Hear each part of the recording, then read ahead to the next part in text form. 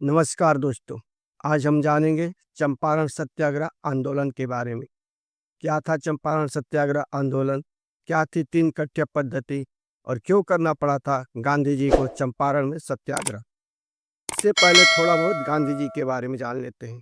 इनका जन्म 2 अक्टूबर 1889 ईस्वी में गुजरात के पोरबंदर नामक शहर में हुआ था।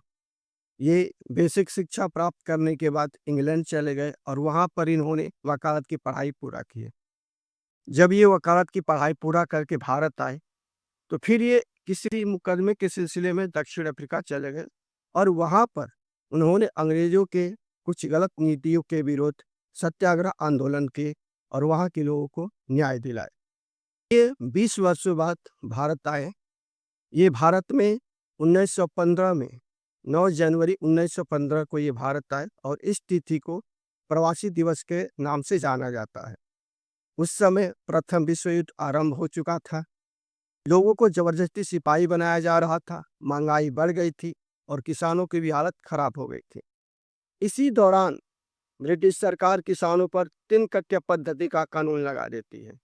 3 कट्या पद्धति ऐसा पद्धति होता है जिनमें प्रत्येक किसान को अपने 1 बीघा जमीन यानी 20 कट्ठे में से 3 कट्ठे पर नील की खेती करना अनिवार्य हो गया था और जिस व्यक्ति के पास 2 बीघा जमीन होता था, उसे 6 कट्ठे पर नील की खेती करना अनिवार्य था।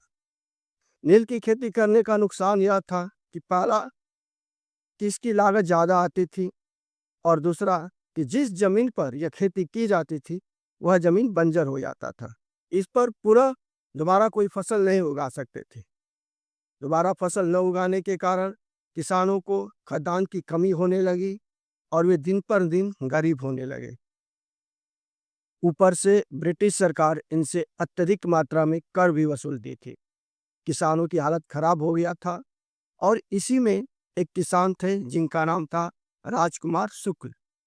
ये महात्मा गांधी जी से मिले और किसानों पर किए जा रहे इस शोषण के बारे में महात्मा गांधी को बताए।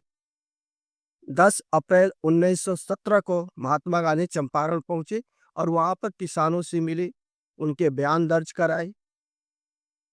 अंग्रेजी सिपाही महात्मा गांधी को जिला छोड़ने का आदेश दे दिया, लेकिन उन्होंने कहा कि मैं जिला छोड़कर नहीं जाऊंगा, मैं यहीं रहूंगा, इनके साथ लड़ूंगा और वे वहीं पर रह गए। सिपाही उनको गिरफ्तार कर लेते हैं और जब वे कोर्ट में जाते हैं तो कोर्ट में उन्होंने कहा कि जो मैं कर रहा हूं बिल्कुल सही कर रहा हूं।